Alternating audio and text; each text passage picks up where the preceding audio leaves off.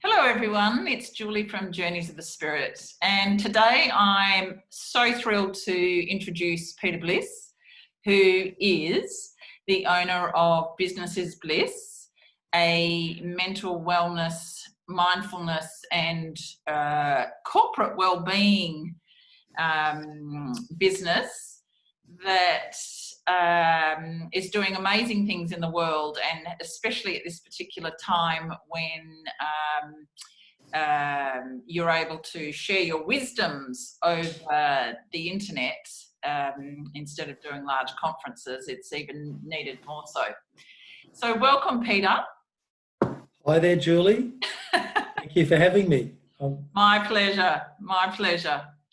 And I know that personally you practice Tai Chi, Qigong, mindfulness, you go walking in the park, your local Lane Cove, beautiful reserve, you have birds on your balcony as you're meditating each morning.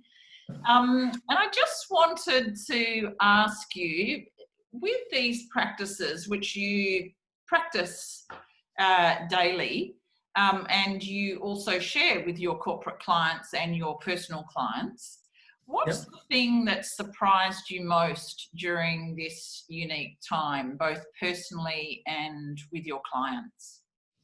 Yeah, great question.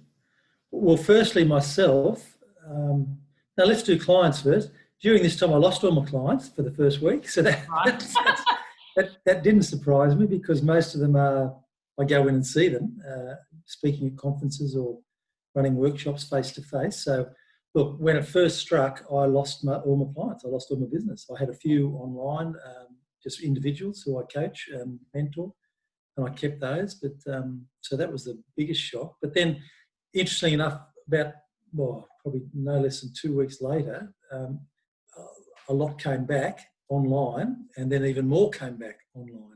Right. And I've been busier now and reaching more people than I've ever reached in the last 2 months, to be honest. So that's fantastic. So that's probably from a business sense. I've been really busy, which I'm very grateful for. Personally, look, initially, again, I was quite stressed, to be honest. I was anxious. I was a bit nervous. I was panicking a bit. I was, I was worried. I'm at the age where they were telling me to stay indoors, almost. You don't the government were officially. And I was sleeping not as much some nights, and because I was worried like everyone else. But look, when I reflected on that now, I knew that my mind and my brain were working. I was just in my amygdala, in my, not in my prefrontal cortex, and it's okay. I know it's okay to not be okay, and that's the message I teach to everybody, that it's okay to not be okay. Yeah. And it's okay to be sad, and it's okay to be angry, and it's okay to be stressed, and they're normal experiences that we're meant to experience. And so look, that just forced me to just really even focus more on what I do each day, and I did more of what I do, and I religiously went for a longer walk every day in the Lane Cove National Park. And and interestingly enough, while I was doing all that, that was when all the work went away. And then when I just focused on myself and just hang on, I'm okay. And then the work started to come back pretty quickly. So that was even an interesting, just thing to look back now and observe.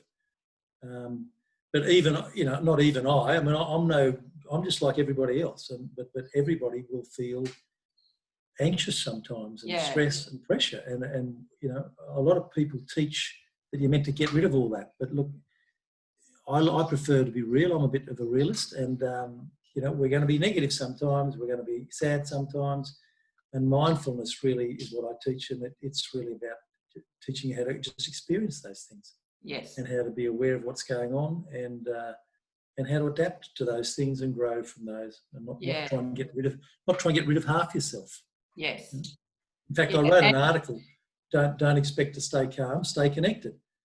And that was actually the impetus that got me a lot of work, because it was published in a few magazines, and a lot of experts and people were saying, stay calm, stay calm, stay calm. And I got sick of hearing that, because I wasn't calm myself. And I thought, hang on, sometimes we can be calm, but sometimes we're going to be a little bit nervous, a little bit anxious, and that's okay. Yeah. So I understand your intention, but it's okay to have these feelings. Yes.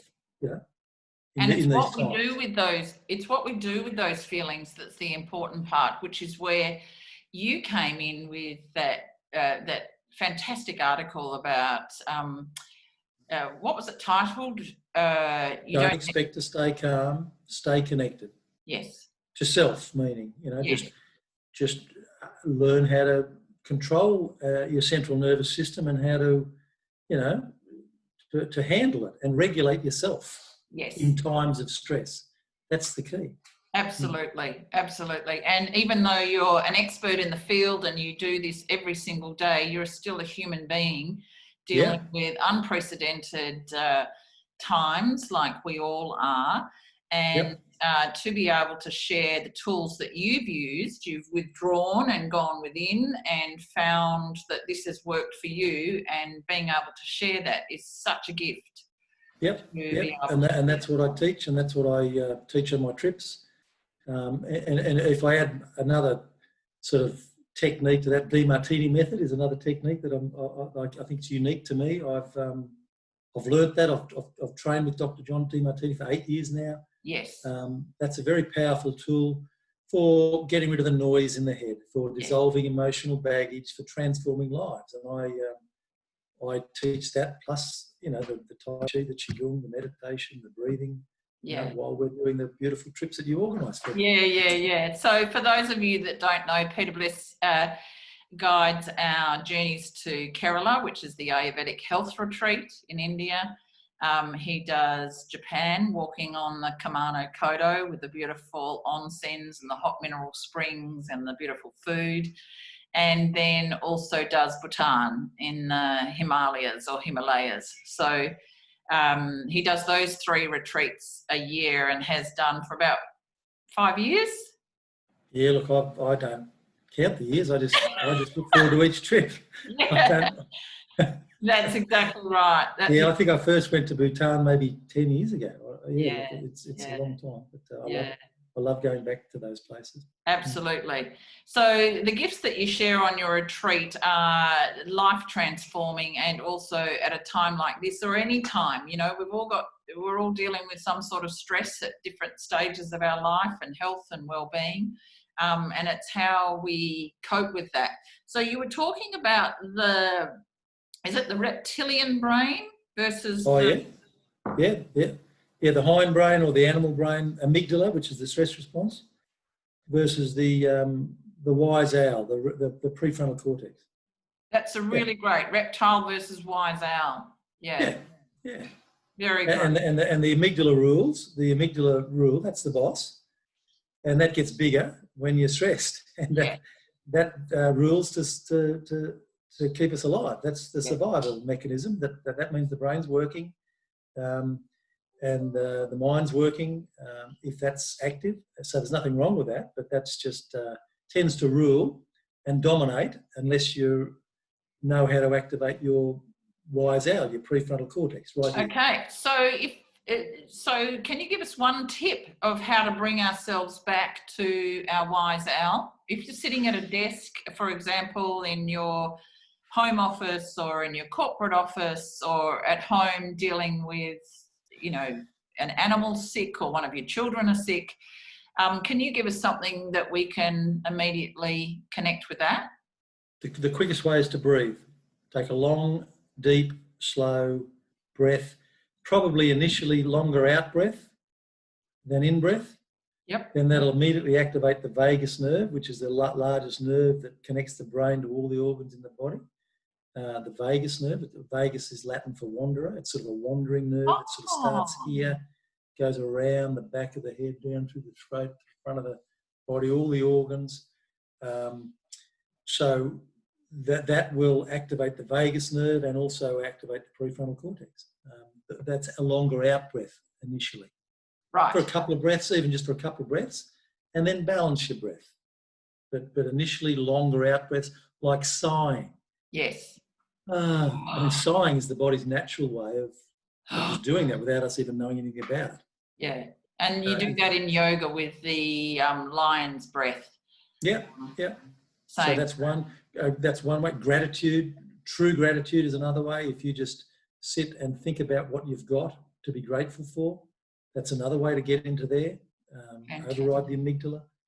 Fantastic. Most mindfulness practices will get you there pretty quickly. Just taking a couple of moments regularly throughout the day to notice your breath. Yeah. And when you're anxious and when you're stressed, it'll be short and shallow, and you'll be mouth breathing most likely. Yeah. And that's what I used to be, a short, shallow mouth breather without even realising it, back when I was sort of in the corporate world and running a company, and I knew bugger all about this until, last century. I'm talking a long time ago. Yeah. But I learned all this back in the 80s and 90s, and I've been practicing it and teaching it, for over 20 years now. So Yeah, fantastic. So I know your story a little bit, as far as you had your own business, events, management company, and you had complete burnout. So this is how it led you down the path of where you are now. So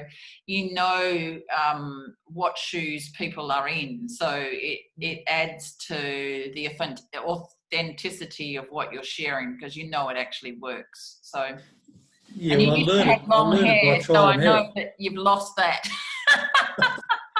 I think I learned it by trial and error originally, and just by trying stuff initially. As we all do, Yeah, as we all do when we are on that sort of path, when we realise that we're still doing the same thing that we did before, but it's not working. So, just fantastic. So thank you so much, Peter, for sharing a little bit of what you do, and we're so excited when you can journey again.